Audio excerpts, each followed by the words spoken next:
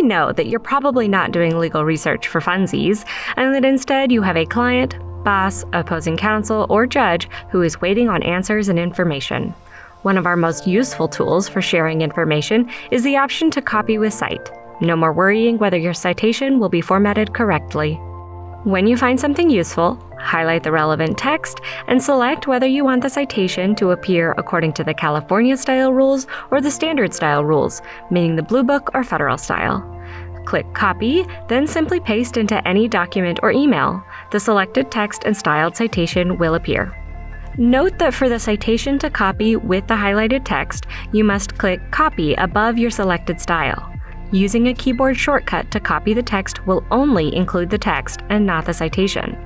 Pasting the properly copied text with citation, however, can be completed with a keyboard shortcut.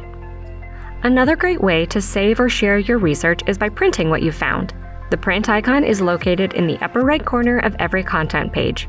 For secondary sources, it will give you the option to print the entire chapter you are currently viewing or to print a custom selection of that chapter. If you only need to print a subsection, take note of the needed section number or numbers before clicking the print icon. This way, you can easily find what you need among the custom selection list. Mark the checkbox next to the desired section or sections, then click Print. You'll be taken to your browser print window where you can adjust your computer and printer settings as needed. Utilize the bookmark features to organize your research and return to the content later. If you're not at the top of a page, click Back to Top, then click the gold bookmark icon in the upper right corner. You can save your research in a pre-existing folder you've created, or you can create a new folder by clicking the drop-down menu and selecting Create New Folder. When you inevitably get interrupted during a research session, you can jump right back in using the history icon, which lives between the bookmark icon and profile avatar.